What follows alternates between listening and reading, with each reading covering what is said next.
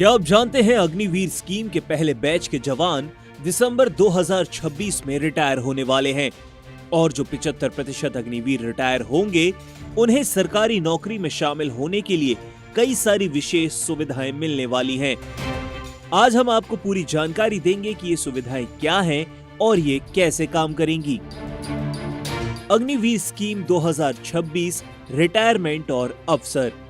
केंद्र सरकार ने जून 2022 में अग्निवीर स्कीम को मंजूरी दी थी।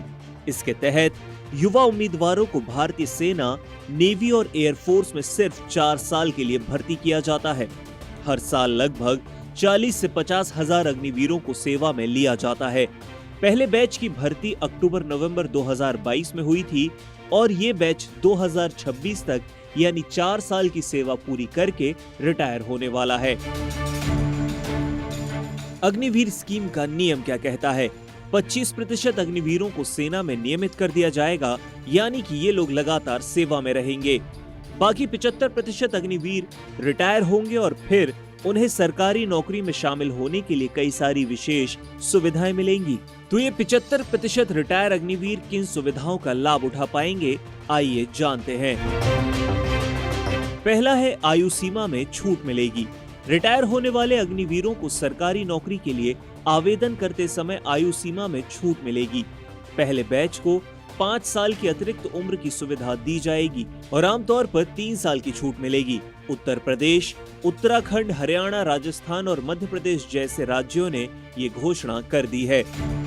दूसरा है सरकारी नौकरियों में मिलेगा आरक्षण। विभिन्न विभागों और अर्धसैनिक बलों में 20% पद पूर्व अग्निवीरों के लिए आरक्षित किए गए हैं, यानी ये पद सिर्फ रिटायर अग्निवीरों के लिए होंगे और इन पदों पर केवल आपस में प्रतिस्पर्धा होगी। तीसरा है फिजिकल टेस्ट में मिलेगी छूट। केंद्रीय गृह मंत्रालय की नई व्यवस्था के अनुसार रिटायर अग्निवीरों को अर्धसैनिक बलों में शामिल होने के लिए फिजिकल टेस्ट से छूट मिलने वाली है। उन्हें सिर्फ लिखित परीक्षा में अच्छा प्रदर्शन करना होगा। इसका मतलब है कि 4 साल की सेवा पूरी करने के बाद अग्निवीरों के पास न सिर्फ अनुभव और अनुशासन होगा, बल्कि उनके लिए सरकारी नौकरियों में भी स्पष्ट अवसर होंगे।